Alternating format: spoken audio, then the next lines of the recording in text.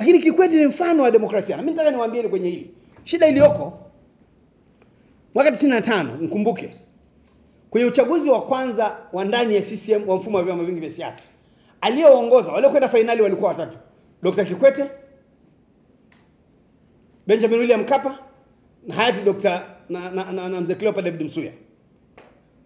Aliongoza raundi ya kwanza ni Jakaya Mrisho Kikwete. Raundi ya pili ikawa ni Kikwete wanashindana na Mkapa. Hayati Benjamin William Mkapa akaibuka. Na ninyi nyote mnajua, hata kwenye social media mnaweza mkagoogle tu.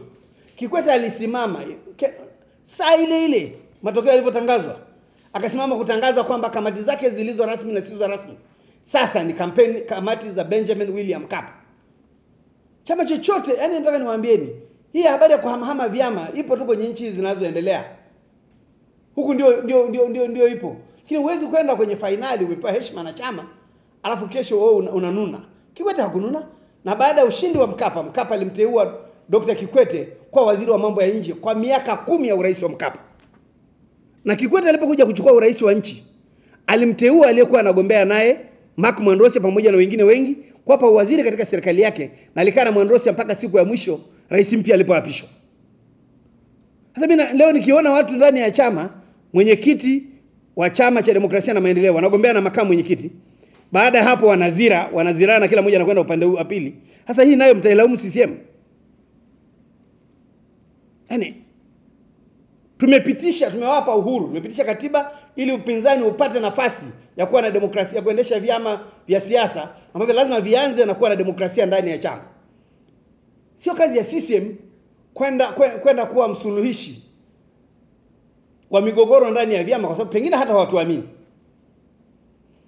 Kwa nataka niwaonyeshe kwamba Dr. Kikwete alimteua Profesa Mark Mwandrosia.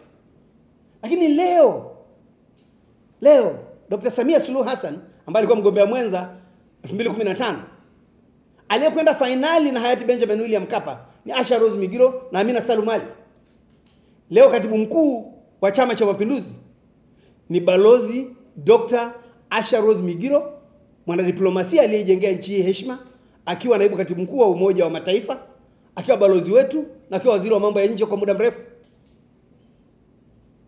Kwa umoja ndani ya chama ndio msingi, nataka niwaambieni, ndio msingi wa uimara wa chama cha siasa. Huwezi kudai demokrasia nje ya chama wakati demokrasia ndani ya chama chenyewe bado hamjajipanga vyema. Ndugu zangu, tunachoshindanisha ni vyama vinavyoomba ruhusa na ridhaa ya Watanzania kutuongoza. Vyama hivi lazima vilinde umoja na utulivu wa nchi yetu. Hatuwezi kuwa na vyama ambavyo hawaangalii maslahi mapana ya nchi. Umoja wa taifa letu ndio jambo muhimu sana, na ndio nguvu na silaha ya pekee katika kuendelea kulinda na kuendeleza umoja wa nchi yetu na kulinda usalama wa nchi yetu. Kwa hiyo yeyote anayetikisa misingi ya umoja hatupaswi kumuonea haya. Hatupaswi kumuonea haya hata kidogo.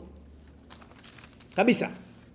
Kwa sababu kumuonea haya mtu ambaye anakiuka misingi hii inayofanya kwa taifa ni sawa na kumnyamazia abiria mwenzenu ndani ya boti kwenye maji ya kina kirefu, ambaye anatoboa boti yenu, ambaye mnajua kabisa madhara yake ni boti ile itazama na wote mtakufa.